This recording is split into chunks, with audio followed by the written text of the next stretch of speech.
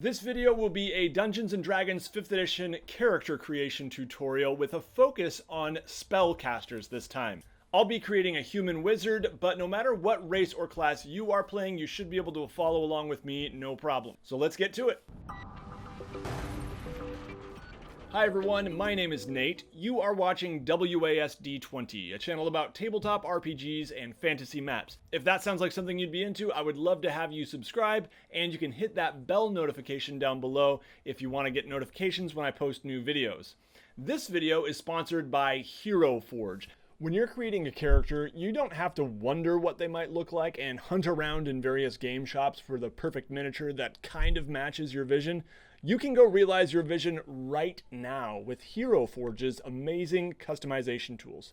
I've spent so many hours on their website, it's really fun, and when you're done, you can get your own custom 3D printed miniature shipped to your house, or you can get the STL file to 3D print it yourself. I used it a few months back for one of my own characters, and I couldn't be happier with the result. So go check it all out right now over at heroforge.com. Alright, so here we are with our blank character sheet. Now, if you haven't created a character before in D&D, know that it is a little bit complex and it can be a bit daunting, but it is a lot of fun, and I definitely recommend you try it. Still, if at any point in this video you're feeling overwhelmed and like you just can't do it, know that you don't have to create your own character to play D&D. You can absolutely go grab a pre-generated character. I have some on my website. I'll put a link down below, and there are tons of others out there on the internet. And I'll also give a plug for D&D Beyond. I'm not affiliated with them in any way. It's just a tool that I use pretty often when I want to create a really quick and easy character. They have a character builder on there. You put in your class, your race, and it spits out a character sheet for you. But if you're in it for this process, then stick around and let's get started. You'll want to have a pencil or pen. Personally, I recommend a pencil because you tend to do a fair bit of erasing in this process. And if you're looking for a character sheet, I'll put a link to the PDF down in the video description. Now, I'm going to be using my player's handbook here, but if you don't have a player's handbook, know that you can absolutely use the free basic rules PDF, which I'll also link down below. It has wizard and it has human, both of which we're going to be using today. But when I make reference to page numbers here, I'm going to be using the PHB pages. All right, let's begin. Now, one sort of optional first step here is to think of a character concept. Now, at the very least, a character concept could mean thinking of the race and class you want to play. But maybe you want to get a little more detailed than that. Sometimes it can be nice to think of sort of a character archetype, or maybe a favorite fictional character you have and base your D&D character on that person.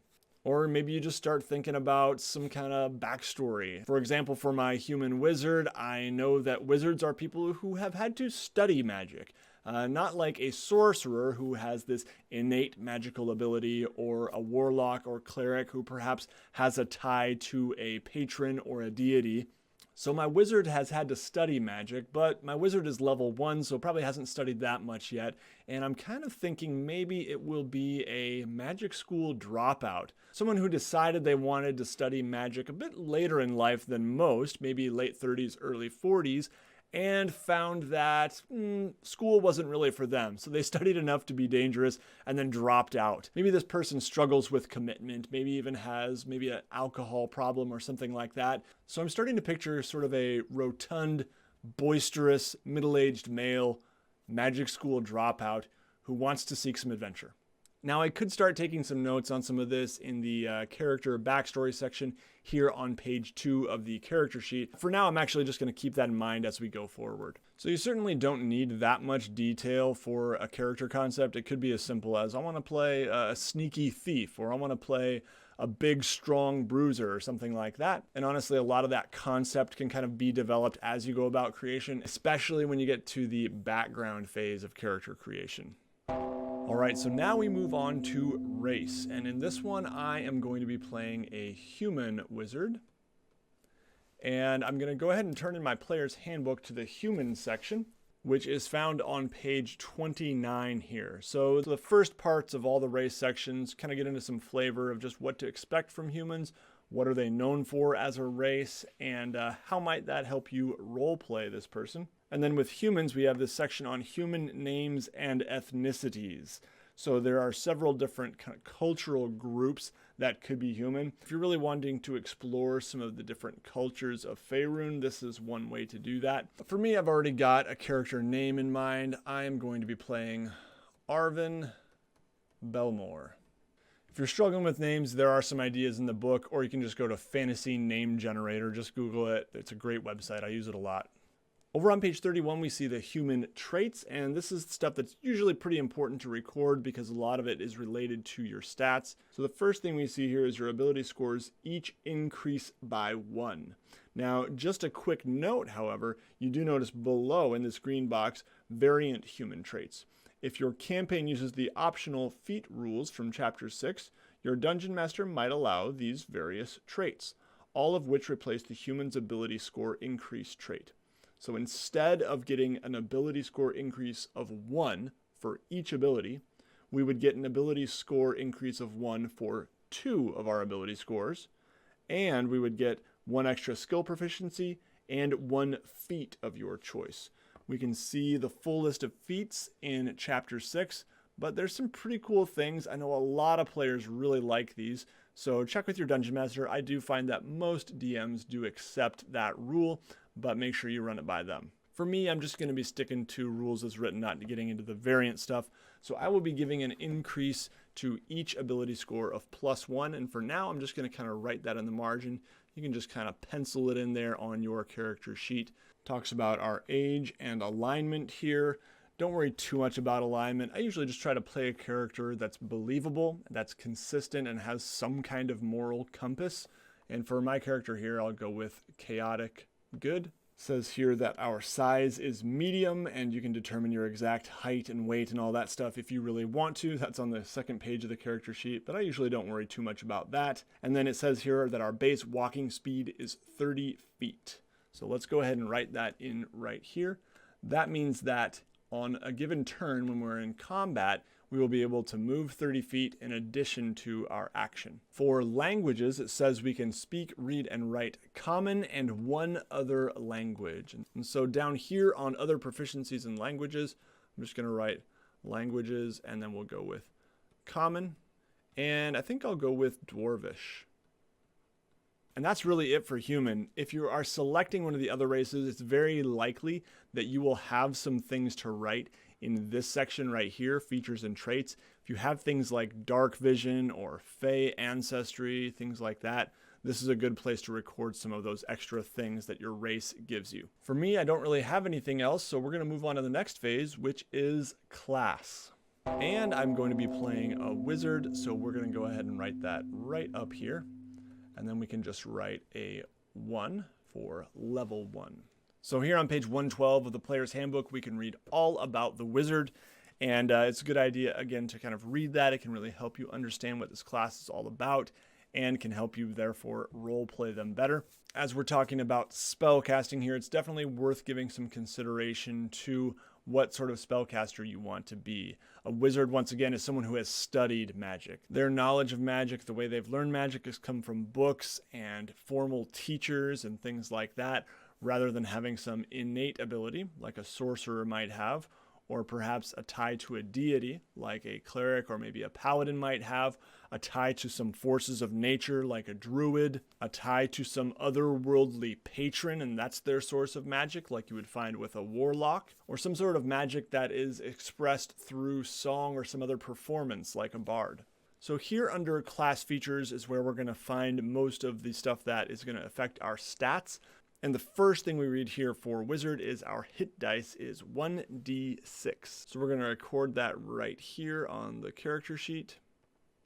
That's one 6-sided die for a hit die, and then hit points at first level are 6 plus our constitution modifier. So we're going to have to determine that later once we've rolled up our stats. Hit points at higher levels are going to be 1d6. That means you could roll that 6-sided die every time you level up, and then add your constitution modifier, or you can just take 4, which is a little bit better than the average, and add your constitution modifier to that if you prefer not to roll. Proficiencies. It looks like we have no armor proficiencies, so we'll go ahead and record that down here. Armor, none.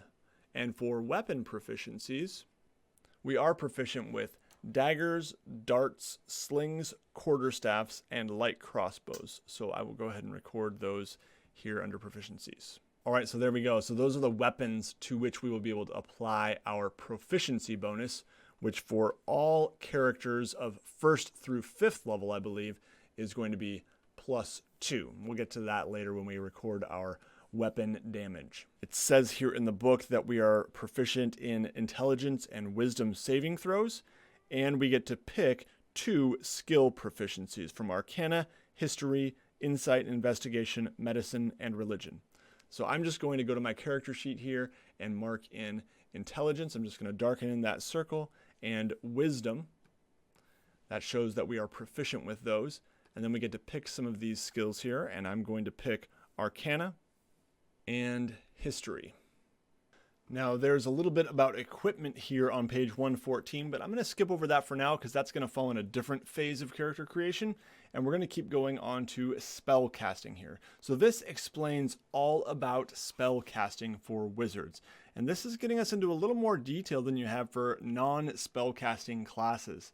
It can be a little bit complicated at first, and if you're struggling with how magic works in Dungeons & Dragons, I did talk about that in How to Play D&D Part 3 and 4, which I will put a link to right up at the top. It says here, as a student of arcane magic, you have a spell book containing spells that show the first glimmerings of your true power. See Chapter 10 for the general rules of spellcasting, and Chapter 11 for the wizard's spell list. Alright, at 1st level, you know 3 cantrips of your choice from the wizard's spell list. You learn additional wizard cantrips of your choice at higher levels, as shown in the cantrips known column of the wizard table. And that table is on the previous page, page 113 here, and you can see what spells you have at what levels. We can get a lot more detail about the spell book here, but this is obviously for the wizard a very precious item. If you lose your spell book, you kind of lose your magic, so hold on to that thing. It might even be a good idea later on to make kind of a backup copy of your spell book. It says here at 1st level, you have a spell book containing 6 1st level wizard spells of your choice. Your spell book is the repository of the wizard spells you know, except your cantrips, which are fixed in your mind. So your cantrips can be fixed in your mind, but your 1st through 9th level spells eventually are all going to be contained in your spell book. It says the wizard table shows how many spell slots you have to cast wizard spells of 1st level and higher. To cast one of these spells, you must expend a spell slot of the spell's level or higher. You regain all expended spell slots when you finish a long rest. So a long rest is usually about 8 hours. It says you prepare the list of wizard spells that are available for you to cast. To do so, choose a number of wizard spells from your spellbook equal to your intelligence modifier plus your wizard level. And then the example here is very helpful. For example, if you're a 3rd level wizard, you have 4 1st level and 2 2nd level spell slots.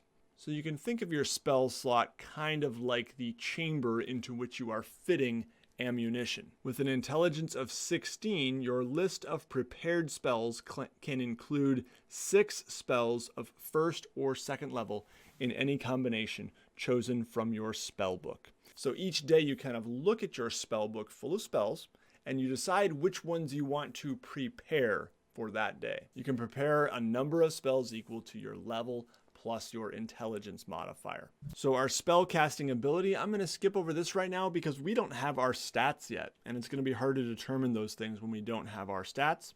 Then we get into this bit on ritual casting. You can cast a wizard spell as a ritual if that spell has the ritual tag and you have the spell in your spell book. You don't need to have that spell prepared. Okay, so that's kind of an interesting way you can get around that having spells prepared requirement. And I'm just going to put ritual casting here. And I'm also going to write the page number in my PHB, which is 114, so I can refer to more detail later. It also says here that we can get an arcane focus, and in general that's going to be like a staff or a wand or something like that, and we'll figure that out when we get to equipment in chapter 5. And then it says learning spells of 1st level and higher. Each time you gain a wizard level, you can add 2 wizard spells of your choice to your spell book for free. Each of these spells must be of a level for which you have spell slots, as shown on the wizard table. on your adventures, you might find other spells that you can add to your spell book. So that can actually be a really valuable form of treasure or loot that the DM can give their player, is some extra spell scrolls or the ability to learn spells from other wizards perhaps. Next, here on page 115, we have this bit about arcane recovery. You have learned to regain some of your magical energy by studying your spellbook. Once per day when you finish a short rest, you can choose expended spell slots to recover. The spell slots can have a combined level that is equal to or less than half your wizard level, rounded up. So as a level 1 wizard, we would be able to use this arcane recovery to regain 1 additional spell slot. So for now, I'm just going to write in here arcane recovery as a reminder that I have that ability, and I'm going to put the page number. Now there's a whole lot more here that we don't get at first level, but at second level we do get to pick an arcane tradition. So that's a really big branching path, because now you get to choose a school of magic that you're going to be specializing in. Now most of the casting classes get to make that kind of branching choice at the beginning, at first level. For example, a cleric's divine domain or a warlock's patron. Alright, so in terms of selecting our spells and stuff, we could absolutely do that right now, but I'm going to save some of that until after we determine our ability scores, and then we'll get to the spell sheet and talk about, what is our spell attack bonus and all that stuff. So for now, let's go ahead and determine the ability scores. And for this, we go back in the player's handbook to page 12, determine ability scores. In my last video where I did a drow rogue, we actually rolled for our character's stats. And that's my preferred method, definitely. But in this one, I thought I'd do something different, and we're going to go with the standard array. Now, one of the reasons you might want to use the standard array, and you might want to tell your players, if you're a dungeon master, to use a standard array, is it just creates a little bit more balance. You don't have some superpowered characters along with some really low characters, depending on how they rolled. So it kind of depends how much you want that balance. There's also the point buy system, which I don't really usually get into because it's kind of complicated. So for the standard array, we have this predetermined set of ability scores, and we get to choose where we want to put them. So I have this sticky note here, and I'm just going to write them down on this sticky note. And now let's go ahead and choose where we want to put those. Now, if you go back to your class section, they do give some recommendations depending on your class. For a wizard, we definitely want to focus on intelligence. That is the spell casting ability for the wizard. For a cleric, it's going to be wisdom. For a warlock, it's going to be charisma, etc. But for wizards, we're definitely going to be looking at intelligence as our main one we want to give a boost to. So I'm going to put my 15 right here. And if we add our +1 there, that is going to make this ability score 16. I'm going to write it in the little circle here. I've seen people write it up above and then put their modifier right here. We'll get to the modifiers in a minute. Now the book recommends we put our next highest in Constitution or Dexterity. Constitution is going to give us a few more hit points, whereas Dexterity is going to give us a higher armor class and make us a little bit harder to hit. So it's kind of up to you there. Personally, I'm going to go with Dexterity. So I'm going to put my 14 right here, +1 is going to give me 15. I'm going to put my next highest in Constitution, which is my 13, +1 is going to give me 14. I'm going to put my 12 here in Charisma, which will make this a 13, just because it fits with my character concept. This kind of larger-than-life personality, someone who really likes to talk to lots of different kinds of people. And then I'm going to put my 10 in Strength, which will make this an 11.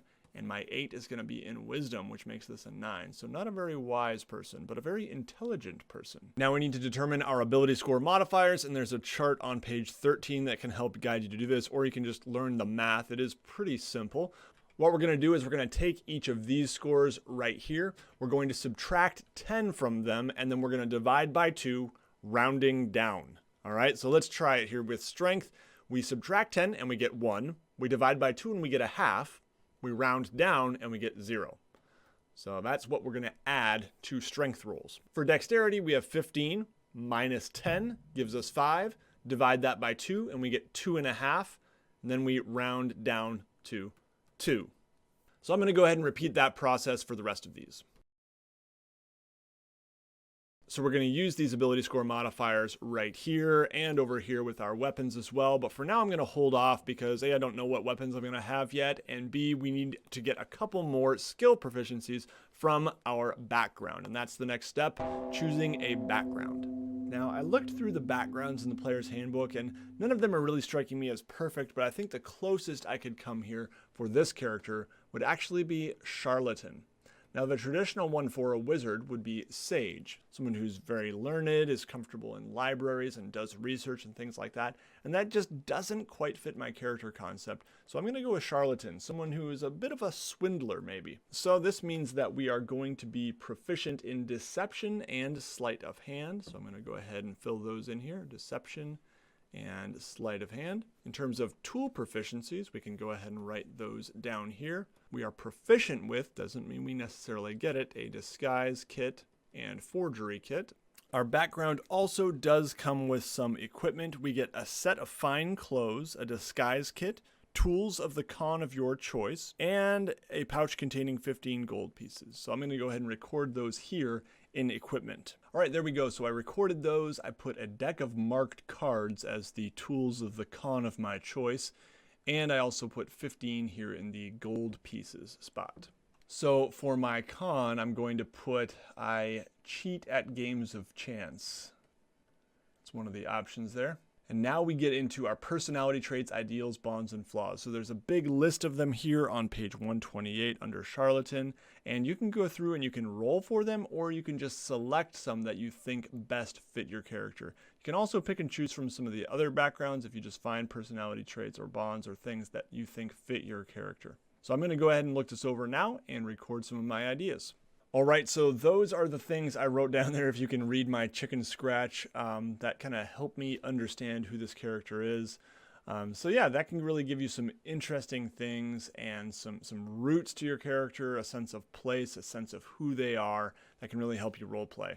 The other thing that I forgot to mention is there is this feature for Charlatan, and these features for the backgrounds are really important for your DM to know, so that you can work with them on how it might show up in the game. In this case, I have a false identity that includes lots of false documentation, established acquaintances, and things like that. So that can be really useful and can make for some interesting situations. So I'm going to write that down here under features and traits. And there we go. All right, next up, we finally get to equipment. Now, I already recorded some of my equipment with my background here, but Chapter 5 has all the details and rules for equipment in the player's handbook, and there are a couple different options. If you want to, you could actually roll for a certain amount of gold based on your character class. There's the chart for that at the beginning of Chapter 5. But for me, I find the easiest way is generally just to go with the standard equipment. So I got some standard equipment with my background, and now we can go back to that class section and look at our standard equipment that comes with our class. All right, so it says here we either get a quarterstaff or a dagger, and in my case, I am going to go with a dagger. And then we either get a component pouch or an arcane focus. And for me, I think I'm going to go with an arcane focus. We're actually going to go with a wand. An arcane focus is just something that they use to actually cast spells, so this also could be a staff of some kind, or you can get a little more creative. And then we get a Scholar's Pack or an Explorer's Pack, and in my case, I am going to take an Explorer's Pack. These packs generally come with things like bedrolls, torches, rations, some of the basics. And of course, as a wizard, I will need a spell book. And that is the equipment that I get for being a wizard. All right, now while I have my class page open for equipment, I am going to go ahead and record my spellcasting ability stuff now. So it says here on page 114 that my spell save DC is 8 plus your proficiency bonus plus your intelligence modifier. So this is on page 3 of the character sheet. We can go ahead and first write in wizard right here. And our spellcasting ability is going to be intelligence.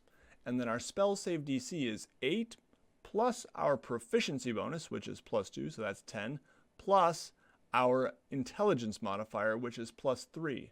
So that's a total of 13 for our spell save DC. That is what some of our enemies are going to have to roll in order to be safe from the effects of some of our spells, or safer. However, many spells do use a spell attack, and in that case I'm going to be using my spell attack bonus to see if I match or exceed their armor class. And in this case my spell attack bonus is proficiency bonus plus intelligence modifier, so that is a total of 2 plus 3 for a spell attack bonus of plus 5. While I'm on this page, we could absolutely also go and check out the spells. So I'm going to go ahead and select my spells off camera here because this video is going to be long enough as is, but you can go ahead and look through that huge list of spells. There's a lot of really fun ones, and I recommend doing so. Alright, so I recorded some spells there. Sometimes it's a good idea to also put the page number here, or you can print out a separate spell sheet that actually has the full descriptions of each. It's also going to be important to know how many spell slots we have. So for our first level spells, we have 2 spell slots. And then of course cantrips, we can cast as much as we want. And then for how many spells I can prepare, that's going to be important for me to make note of too. For a wizard, I have my intelligence modifier plus my wizard level. And so my intelligence modifier is 3, my wizard level is 1. Therefore, I can prepare 4 spells. So I'm just going to make a note of that here in the margin so that I know I can choose 4 of these. And if I want to prepare that spell, I just fill it in like this. And now those spells are prepared for that day. Again, pay careful attention to your specific character class because they don't all work like wizard. If you're a cleric, for example, you know every single spell on the cleric spell list, but you have to pick which ones you are going to prepare for that day. With a wizard, I only know those spells in my spell book, and I also have to pick which ones I want to prepare for that day. For the next step here, I am going to start filling in my modifiers for the saving throws and the skills. So let's go ahead and do that here. This is a pretty simple process. I'm just going to explain how to do the first couple, and then I'll do the rest off camera. But basically what we want to do is carry over our modifiers for our ability scores and put them right here. So my strength modifier is going to be plus 0. My dexterity modifier is going to be plus 2. Constitution is also plus 2, but intelligence, you notice I am proficient in it, so I also get to add my proficiency bonus. So intelligence is plus 3, and then my proficiency bonus 2 makes for plus 5 there. So I'm going to go ahead and do that on the rest of the sheet here, and I'm also going to do the same thing with the skills here, and you can see the associated ability for each. All right, there we go. I carried over those ability score modifiers and put them in my saving throws and skills. Now, a couple other sort of loose ends we need to tie up here. You might remember from our class section that our hit point maximum is going to be our hit die plus our constitution modifier. And so in this case, I've got 6 and then 2. So I have a grand total of a whopping 8 hit points. Yikes. Our initiative here is just going to be based on our dexterity, and that's kind of how quickly we get into combat, and that's a plus 2. Our armor class, since we don't actually have armor, is just 10 plus our dexterity modifier for a total of 12. Inspiration is something we don't have to worry about now. That's something the DM awards players for good role playing, among other things. Our passive wisdom down here is just going to be 10 plus our perception bonus. And so our perception bonus is -1, so our passive wisdom is actually 9. Next up, we can put any weapons we have right here. And for our wizard, I don't really have that much. I've got my dagger, so I'll put dagger here. And the attack bonus for my dagger is going to be either my dexterity or my strength modifier. I'm going to go ahead and choose dexterity because that's higher, and my proficiency bonus. So that is plus 4. The only reason I can use my dexterity there is because a dagger is a finesse weapon, which means I can use my strength or my dexterity. If I was using something like a longsword or a club or something like that, I would have to use my strength modifier. Now the damage is 1d4, that's one 4-sided die, and that is piercing. And I almost forgot my damage bonus there. I actually do get a plus 2. And the way that you get that is just the relevant ability score modifier. I don't also get to add my proficiency bonus to this step. For the damage, it is only the relevant ability score modifier. Now, it's a good idea probably to also put in some of your offensive spells here under attacks and spell casting. So I can go ahead and do that too. For example, I could put Ray of Frost here, which is an offensive cantrip that I'll probably be using pretty often. And there's a lot of detail about Ray of Frost here in the player's handbook, but the basic gist of it is that my attack bonus is going to be +5 because that's my spell casting bonus. You might remember over here from page 3. And the damage here, it just says, is 1d8 cold damage. So there is no modifier to that. It's just 1d8, and I'll put here cold. The range of that is 60 feet, and I can maybe make a note of that right down here.